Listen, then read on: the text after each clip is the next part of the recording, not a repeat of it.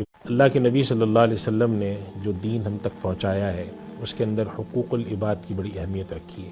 اور حقوق العباد دو طرح کے آتے ہیں ہم پر۔ ایک تو یہ کہ ہم ایک انسانی معاشرے میں رہتے ہیں، ہمارے رشتے ہیں، بہن بھائی ہیں، ماں باپ ہیں، بیوی بچے ہیں، رشتہ دار ہیں، پڑوسی ہیں، تو آپس میں سماجی تعلق ہوتا ہے کہ ہم ایک دوسرے سے تعلق رکھتے ہیں، ہمیں حکم دیا گیا ہے ہم سلام کو عام کریں اور ایک دوسرے کی عیادت کریں، ایک دوسرے کو اگر کسی کے یہاں حادثہ پیش آیا ہے، وفات ہوئی ہے تو پرسہ دیں جا کر۔ ایک یہ تعلق کی نوعیت ہے جس کے اندر اللہ سبحانہ و تعالیٰ نے ہمیں احکام جاری کیے ہیں۔ نبی کریم صلی اللہ علیہ وسلم نے فرمایا کہ جبرائیل علیہ السلام میرے پاس پڑوسی کے ساتھ حسن سلوک کے بارے میں تاکید کرنے اتنی مرتبہ آئے کہ مجھے خیال ہونے لگا کہ شاید اللہ تعالیٰ پڑوسی کا وراثت تک میں حق مقرر کر دیں، حالانکہ وراثت میں قریب ترین رشتہ داروں کا حق ہوتا ہے۔ تو دوسرا جو حقوق العباد کا ایک دوسرا تعلق ان لوگوں کا ہوتا ہے جن کے ہاتھ میں اللہ تعالیٰ اپنے بندوں کے بارے میں کوئی ذمہ داری دیتا ہے۔ یہ تعلق کہلاتا ہے سیاسی تعلق۔ اللہ تعالیٰ جب کسی کو حاکم بناتا ہے، اللہ تعالیٰ کسی کو اقتدار دیتا ہے، اختیار دیتا ہے، تو بندوں کا نصیب اس کے ساتھ جوڑ دیتا ہے، ان کا اختیار اس کے پاس چلا جاتا ہے۔ اور نبی کریم صلی اللہ علیہ وسلم نے اس کے بارے میں جو احکامات ہمیں بتائے ہیں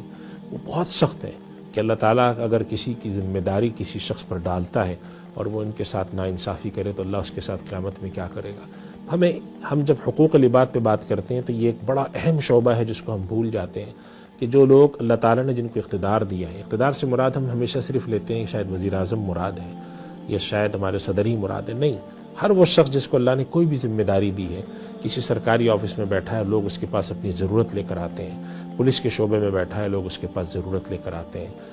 وہ کسی اور ادارے میں بیٹھا ہے، زمین کے متعلق کام میں بیٹھا ہے، پانی کے متعلق محکمے میں بیٹھا ہے، روڈ کے متعلق بیٹھا ہے، لوگ اپنی ضرورت لے کر آتے ہیں۔ اس شخص کو چاہیے کہ وہ ان ضرورتوں کے لوگوں کی پورا کر کے اپنے آپ کو اللہ کی بارگاہ میں نیک لوگوں میں شامل کرائے۔ اگر وہ لوگوں کی ان ضرورتوں سے غافل ہوتا ہے، لوگ باہر آئے بیٹھے ہیں درخواستیں لیے یا اندر بیٹھے ہیں، لوگوں کو وقت دے کر چلے گئے، کوئی پرواہ نہیں ہے، یا کوئی آدمی اس کے پاس آتا ہے اور وہ ظلم کو دور کر سکتا ہے اور وہ دور نہیں کرتا، چاہے وہ آدمی تھانے دار ہو، چاہے وہ آدمی کوئی ڈپٹی کمشنر ہو، چاہے وہ کسی سرکاری محکمے میں بیٹھا ہو، کسی بڑے محکمے میں بیٹھا ہو، اسمبلی میں بیٹھے ہوں، وزارتوں میں بیٹھے ہوں، ان کی کیا ذمہ داری بنتی ہے اس کا ہمیں ادراک ہونا چاہیے، احساس ہونا چاہیے۔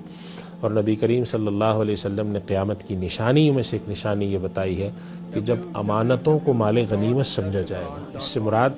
دونوں باتیں ہیں، مالی امانت ہے، اس کے اندر لوگ خیانت کریں گے کہ پیسہ پڑا ہوا ہے، کوئی فکر ہی نہیں ہوگی، عوامی پیسہ ہے، کوئی بات نہیں، اڑائے جاؤ، ہم سے کون پوچھنے والا۔ اور دوسرا مفہوم اس کا یہ ہے کہ بندوں سے متعلق، ذمہ داریوں سے متعلق جو اللہ تعالیٰ امانت دے گا، اس اختیار کو، اس طاقت کو، اس اقتدار کو کسی اور کام میں لگایا جائے گا، بندوں کی منفعت اور خیر میں نہیں لگایا جائے گا۔ اس وجہ سے اس بات کو ہمیں سمجھنا چاہیے کہ اس بات سے ڈرنا چاہیے کہ ہمارے پاس اللہ کی طرف سے کوئی اقتدار آئے، کوئی قوت آئے جس کا تعلق عام لوگوں سے ہے اور ہمارے سے کوئی زیادتی ہو جائے، کوئی ظلم ہو جائے، اس لیے کہ اس کے مقابلے میں بہت بڑے دعوے دار کھڑے ہوں گے۔ حضرت عمر ابن عبدالعزیز رحمۃ اللہ علیہ کا ایک واقعہ ہمارے لیے اس معاملے میں بڑی رہنمائی فراہم کرتا ہے۔ ایک مرتبہ وہ ان کے خادم ان کے پاس داخل ہوئے تو وہ اپنے خیمے میں روشنی بند کر کے ایک طرف کو بیٹھے ہوئے تھے اور بہت ہی افسردہ اور حزین تھے۔ تو انہوں نے کہا کہ امیر المؤمنین، اللہ نے آپ کو اتنی طاقت عطا فرمائی ہے، اتنی قوت عطا فرمائی ہے، یہاں سے وہاں تک آپ کی حکومت پھیلی ہوئی ہے، ایک آدمی کے بارے میں اگر آپ ایک حکم نامہ جاری کر دیں تو اس کی مجال نہیں ہے کہ وہ اس سے سرتابی کرے اور اس پر تعمیل نہ کرے، آپ کو کس چیز کی فکر ہے؟ تو وہ فرمانے لگے مجھے یہی غم کھا رہا ہے کہ مجھے اللہ نے ایسا اقتدار دے دیا ہے، امت پر، اپنے بندوں پر ایسا اختیار دیا ہے کہ کوئی میرے آگے کھڑا ہو کہ مجھ سے سوال نہیں پوچھ سکتا، اور میں یہ ڈرتا ہوں کہ جب بندوں میں سے کوئی سوال کرنے والا نہ ہو تو پھر اللہ براہ راست خود سوال کرنے کھڑا ہوتا ہے بندوں کی طرف سے۔ تو مجھے یہی فکر ماری جا رہی ہے کہ میں خدا جانے کس کے ساتھ کیا کر بیٹھا ہوں، کسی کا حق مار بیٹھا ہوں، کسی کی ذمہ داری مجھ پر آ رہی تھی میں نے وہ ادا نہیں کی ہے، اور اللہ کیا مجھ سے جب باز پرس ہوگی اور اتنے ہزارہا لوگ میرے خلاف کھڑے ہوں گے تو میں کیا کروں گا۔